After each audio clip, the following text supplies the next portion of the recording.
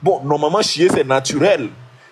Voilà, lâcher, c'est naturel. Donc, le prophète a dit, Allah n'accepte pas la prière de l'un d'entre vous s'il lâche. Voilà, ici, le mot qui est mis en arabe. S'il fait la date, entre parenthèses, passer le vent, jusqu'à ce qu'il fasse ses ablutions à nouveau. C'est-à-dire que si tu lâches là, Allah n'accepte pas ta prière. Donc, ça veut dire qu'il y a des gens là. Imaginez un peu, un musulman Woubi. Son anus est beaucoup ouvert là.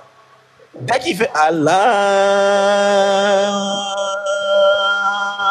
Akbar, dès qu'il s'abaisse net, qu'il y a un petit vent qui soit dans son anus, c'est fini pour lui.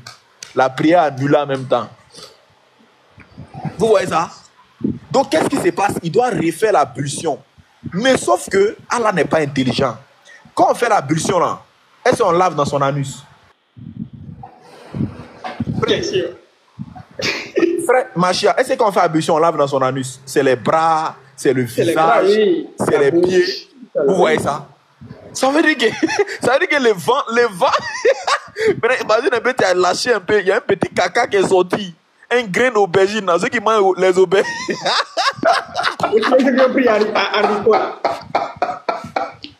C'est comme un musulman qui a mangé son aubergine. En plus, c'est un saillie, hein. C'est un saillie. C'est un saillie, il vient de vérifier, c'est un saillie. Hein. Tout ce qui est bon, c'est saillie, frère. Adro, c'est bon. Ouais. Donc, le musulman Woubi qui a mangé sauce aubergine. Donc, quand il dit Allah, quand le musulman a appelé Allah Akbar, et ça baisse. C'est là maintenant, le vent est sorti. Pouf, pouf. En même temps, il y a un petit grain d'aubergine. Il a mangé aubergine avant-hier et hier. Donc, caca, c'est tombé dans son anus en même temps. Bon, la prière est gâtée. Pourquoi? Parce que s'il y a un petit caca dans ton cul, attends, je vais lire ça. Quand il va finir, je vais vous montrer ça. S'il y a un petit caca dans ton cul, ça annule la prière. Allah, il vérifie partout. Hein? Je vous dis ça en même temps. Ok. Même dans l'anus. Même dans l'anus, frère. Donc je lis. Le prophète a dit, Allah n'accepte pas la prière de l'un d'entre vous s'il fait la date, entre parenthèses, passe le vent, jusqu'à ce qu'il fasse l'ablution à nouveau. Après la possibilité, faites monter petit marteau. Hein. Ok. On continue un peu encore. Voilà. Donc j'ai parlé du caca. Écoutez bien. Saïd Boukari, 135 ans. D'après mon grand maître Abu Huraira, le messager d'Allah a dit, la prière de celui qui fait la date, entre parenthèses, urine, c'est-à-dire que si tu pisses, vous voyez les musulmans là, ils s'abaissent pour pisser et puis ils lavent les kikis, ils lavent ça. Donc, la prière de celui qui fait la date, c'est entre parenthèses, qui urine, qui chie, qui fait des sels ou gaz, n'est pas acceptée. Vous voyez? Donc, s'il y a un petit caca, président, avant de descendre, tu veux dire un dernier truc? J'espère qu'il a fait ta journée aujourd'hui. Hein? Allah a quand même gâté le coin aujourd'hui. Hein. Le fait de péter, le fait d'avoir les gaz au niveau de l'anus, c'est quand même un manque de respect total envers les musulmans. Et même l'autre, il y a le hadith de Bukhari que si un musulman, il pète par hasard dans la mosquée, les anges d'Allah demandent sans cesse pour le musulman qui a pété à la mosquée. Donc, tu vois, Allah, il contrôle les musulmans de la tête jusqu'au plan des pieds. Et du coup, si Allah demande aux musulmans... Mais il dit, président, il y a les paix là, qui font du bruit, et puis il y a les paix, donc il n'y a pas de bruit. C'est-à-dire c'est silencieux. On appelle ça silencieux. Comment ils vont se rendre compte que quelqu'un a pété? Frère, si c'est un silencieux qui est sorti. Frère, je vais expliquer tout ça. Le mieux est là. Ça, c'est une... Non, frère, tu es dans la révélation. Il y a les silencieux là-bas aussi. Il y a les silencieux. Aïe. Aïe. Toi aussi. Le mieux est là. Il a parlé de sel, non? Donc, le hadith que je viens de lire, ça c'est dans Sahih Bukhari 135. Le messager d'Allah a dit, la prière de celui qui fait la date, urine, sel ou gaz n'est pas acceptée tant qu'il n'a pas fait ses ablutions. Un homme d'Adat Maroum a demandé, c'est-à-dire un homme qui a lâché, m'a demandé, oh Abu Huraira, qu'est-ce que la date? Abu Huraira a répondu, la date signifie le passage des gaz. Donc frère, tu n'as pas besoin de faire bruit, hein? Ça c'est entre toi et Allah. Mais tu sais, il n'y a pas de témoin. C'est entre toi et Allah. Allah est fort. Ça veut dire que, par exemple, hein, je suis vraiment, je suis pour à côté de... Parce qu'en islam, on prie côte à côte. Donc, je suis en train de choses, comment on appelle ça, prier avec le lévite. Et puis, dès qu'il me met en prosternation, le vent est sorti dans mon anus. Et puis, il me lève en même temps. Lévite dit, Joe, Ibetahami, tu t'en où? Tu vas où? Il dit, il est lâché, c'est pas bon, la prière annulée, il est lâché. Ouais.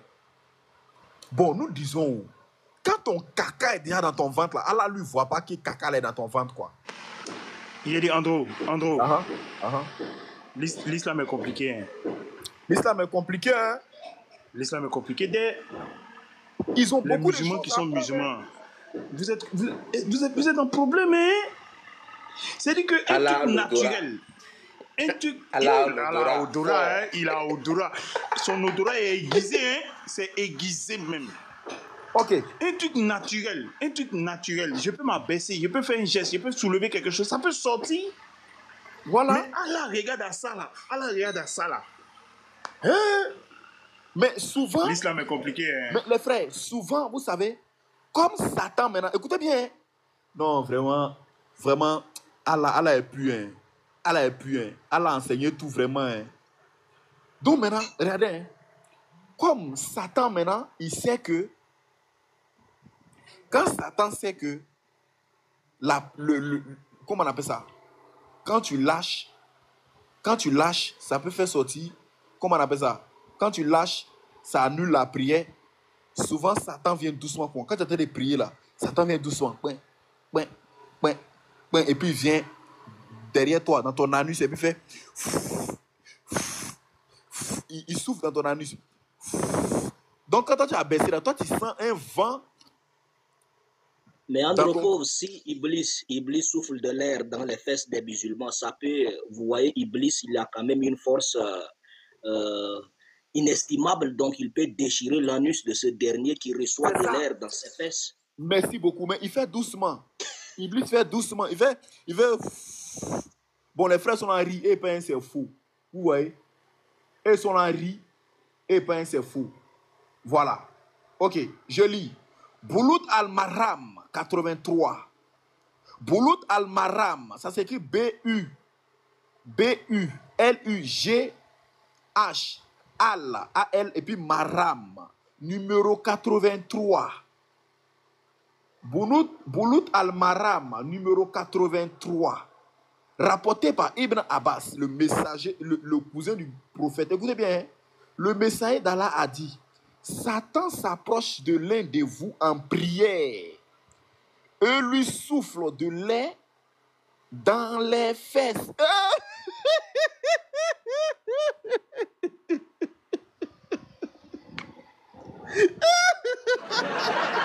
Frère, j'ai pas entendu. Je reprends la lecture. Je reprends la lecture. Voilà. Oh, s'il te plaît, avant de refaire la lecture, là, c'est de l'air chaud ou bien c'est de l'air frais? Parce que tu vois, l'air frais, ça fait rien à l'anus. Si c'est de l'air chaud, ça peut déchirer l'anus. Ça vient du ventre. C'est quelle sorte de l'air? C'est un peu chaud, ça vient du ventre, frère.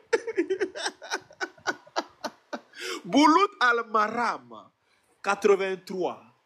D'après Ibn Abbas, le messager d'Allah a dit, Satan s'approche de l'un d'entre vous. C'est-à-dire, il vient doucement.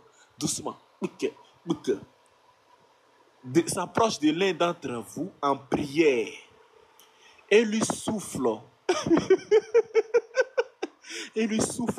de l'air dans les fesses. Hein? Non, vraiment. Et puis, dit quoi? Il s'imagine alors avoir perçu de l'air, alors que ce n'est pas le cas. Point. S'il ressent cette sensation, il ne doit pas abandonner sa prière avant d'entendre un bruit de l'air ou de sentir une odeur. Donc, Lévi, tu vois que j'ai répondu maintenant. Donc, puisque Satan fait ça, souvent, il vient souffler dans ton cul un peu. Donc, voici le principe qu'Allah a donné. Allah dit, il y a deux cas. Soit tu dois entendre le bruit, soit tu dois sentir une odeur. Alors que Allah a oublié qu'on peut lâcher sans entendre et sans chose, comment on appelle ça? Que ça fasse. Sans faire du bruit. Voilà, sans faire du bruit ou bien sans sentir. Les silencieux. Les silencieux, les snipers. Ouais, donc c'est ça d'abord, c'est lâcher. Maintenant, il y a aussi chier. Chier, vous connaissez déjà. Voilà, j'avais parlé de la boussole. Voilà, en islam, pour chier, on a fait sortir la boussole. On ne chie pas n'importe comment. Vous voyez, un vrai musulman, son WC ne doit pas être placé en direction de la Kaaba. Non. Allah n'aime pas ça. Allah déteste. Allah déteste. Comment on appelle ça? Allah n'aime pas ça, frère. Vous voyez? Premier point. Deuxième point. Vous voyez souvent, quand tu vas au village là, les frères qui ont chier en brousse, naturellement, qui ont chier en brousse, ceux qui ont fait les formations ou bien les manquants, qui ont chier en brousse, laissez à faire des blancs. Tout le monde, forcément. Mettez les moi en commun. Non, c'est tout le monde. Merci. Voilà. Vous voyez, en islam, quand tu vas chier en brousse, elle est ton ami.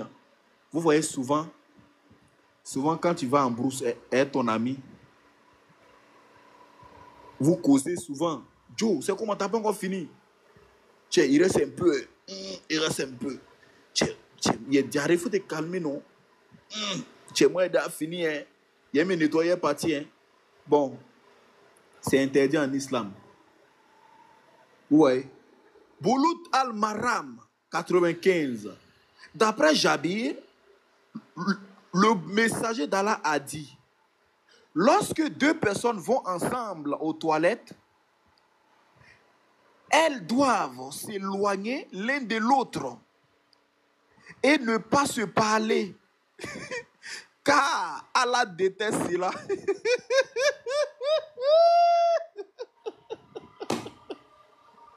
Frère, commencez à demander pardon à Allah. Tous ceux qui confessent.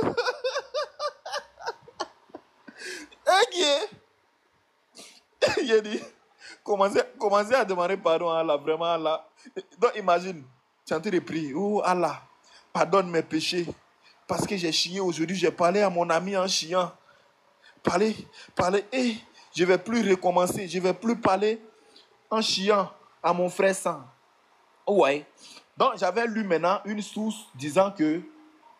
je vais revenir sur la source où les miracles du Messaïd d'Allah dans Sahih Muslim 2277, où il y a Jabir qui avait rapporté que je reconnais, il dit que son prophète a dit, je reconnais la pierre à la Mecque qui me saluait. Vous voyez? Donc le Messaïd d'Allah, quand il marchait, il y avait caillou qui le saluait. Barakallah fikoum, imam, comment on appelle ça?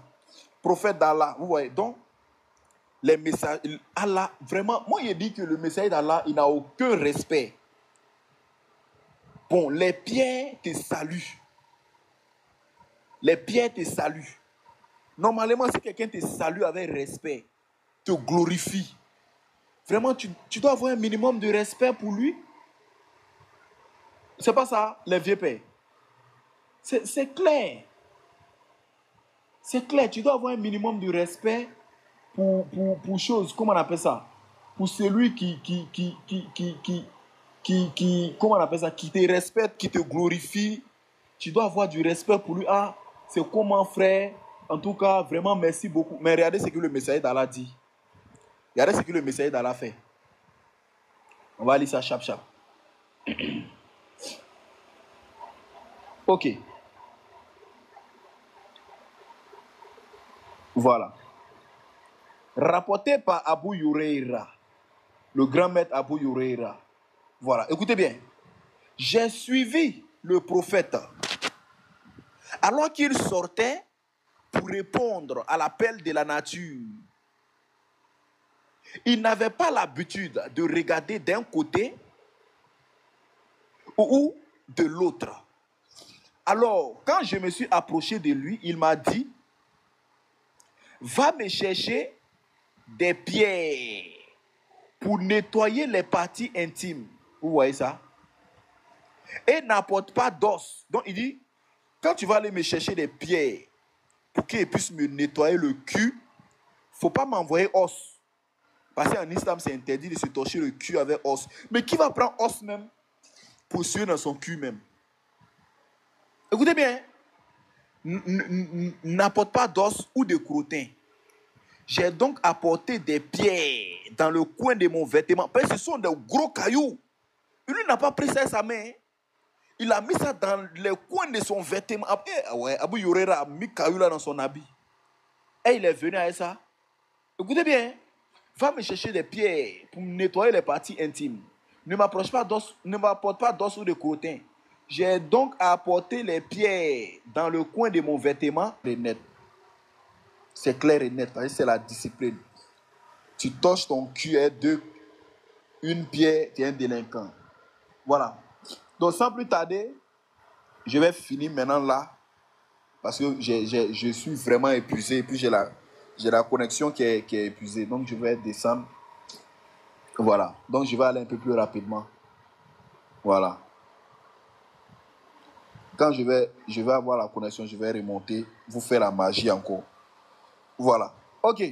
Maintenant, en islam, comment un musulman doit dormir? Frère, l'islam est compliqué. Hein? Ils savent qu'ils ont tout ça. Au lieu de nous prêcher, ils sont en train de raconter des conneries. Bon, nous, on va vous enseigner ça. Je sais que néanmoins, il y a certains musulmans qui vont me dire vraiment, merci beaucoup.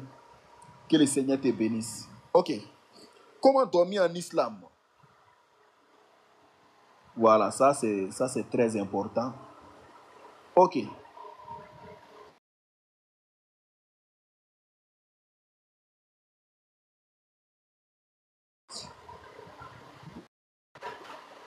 Ok, c'est bon, excusez, j'avais reçu un appel.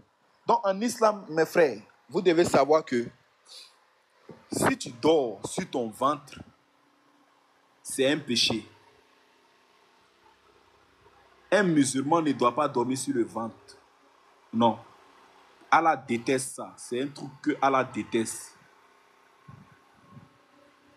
Un musulman ne doit pas dormir sur son ventre. C'est le totem d'Allah. Allah n'aime pas ça. Point. Un musulman doit dormir sur le côté droit. Tu dors sur ton côté droit. Et il y a quelqu'un qui dit, eh, subhanallah, hein, frère, si tu es un musulman que tu faisais ça, il faut commencer à demander pardon à Allah.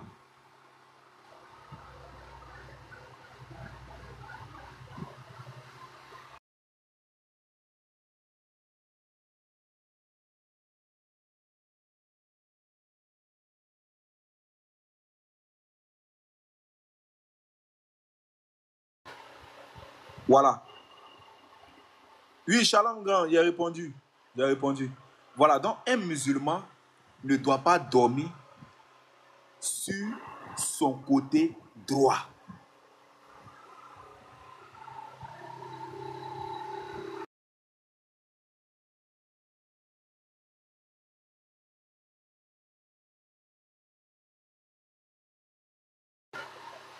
Ok. En plus, excusez, voilà, j'avais reçu un message. Il ne doit pas dormir sur le côté droit. Il doit faire une récitation avant de dormir. Attends, l'islam c'est la discipline, hein? Les unique boys, ce sont des koufars. Ils dorment n'importe comment, ils ronflent, ils dorment sur son ventre, après ils roulent, ils dorment sur son dos, frère. Ok, on va lire. On va lire.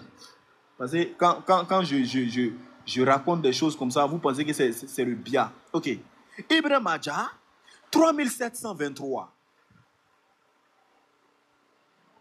D'après Ibn Tifa al-Ghafari, lui aussi c'est un nom qui me plaît, hein, al-Ghafari, son père a dit, le messager d'Allah m'a trouvé endormi dans la mosquée sur le ventre. Tenez-vous prêts. Hein?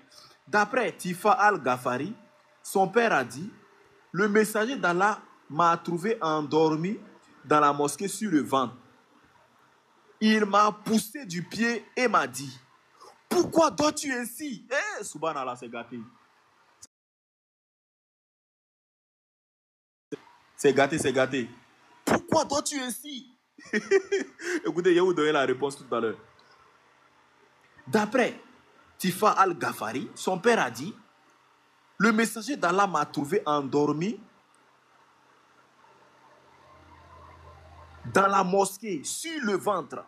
Il m'a poussé du pied. C'est-à-dire, il a tapé son pied. Il a poussé du pied et m'a dit, pourquoi dors-tu ainsi? C'est un sommeil qu'Allah déteste.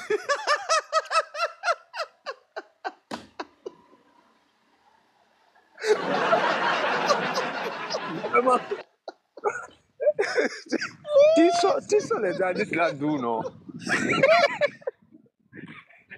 Tu sors ça d'où?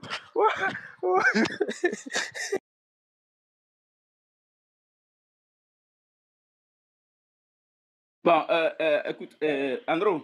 Oui, grand. Oui. Comme tu as déjà terminé avec le cas de chier en islam là. Oui. Voilà, attends, je montre cette vidéo là. Oui, voilà, merci beaucoup. Voilà, merci. Donc les frères, pour prouver... Ouais, grand frère Chevalier, merci beaucoup à toi, grand. Merci beaucoup. Voilà. Comment on appelle ça? Regardez comment on chie en islam. Voilà, pause d'abord. Voilà, comme ici on a fait une démonstration, après il a été écrit en PV grand. Ça marche. Donc, comme j'avais dit, en islam...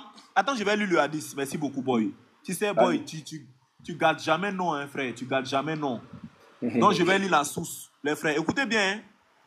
Le principe de chier en islam. Voilà. En tout cas, boy, que le Seigneur te bénisse. Amen. Abondamment. Voilà. Donc, les frères, prenez note. Je vais revenir sur ça. Non, je suis content en même temps, boy. Voilà. Ok. Écoutez bien, donc j'avais lu la première source. Votre prophète vous enseigne tout, même les excréments. Il a interdit de faire face à la Qibla ou bien de donner d'eau à la Qibla. Et on doit se torcher avec 3 cailloux au minimum. Donc je vais lire maintenant ici. Sahih Muslim 266a. Écoutez bien. Hein? Vous voyez donc, sur l'image, il y a 2 briques qui sont placées. Ces 2 briques, c'est pas dans le hasard. Hein? Je vous dis, je répète. Ces 2 briques ne sont pas dans le bia. Ces briques-là ne sont pas là dans le bia. Hein? Maman qui est en train de rire en bas, les frères, vous êtes en train de rire. Les briques qui sont là, ce n'est pas dans le bia. Je lis. Sahih Muslim 266a. J'offrais ma prière dans la mosquée et Abdullah Beouma était assis là, allongé dos à la Qibla. Après avoir terminé ma prière, je suis allé le voir d'un côté. Abdullah a dit, les gens disent que lorsque vous allez à la latrine, lorsque vous allez au WC, vous ne devriez ni tourner votre visage vers la Qibla, ni vers Beth al-Maqdis. C'est vers le temple de Jérusalem. C'est-à-dire quand tu chies, tu ne dois pas faire face à la Qibla, ni vers le temple de Jérusalem. Point. Écoutez très bien ici maintenant.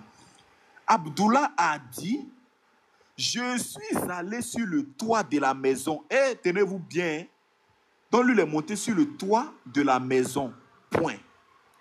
Et j'ai vu le messager d'Allah s'accroupir sur 2 briques pour se soulager. Voilà les 2 briques qui sont là. Avec son visage vers Beth al-Maqdis. Vous avez vu? Donc les 2 briques qui sont là. Voici les C'est deux comme briques. ça un bon musulman doit chier. Donc, joue la vidéo, frère Uniboy. Voilà. Donc, vous allez voir comment la position à prendre pour déféquer en islam. On y va.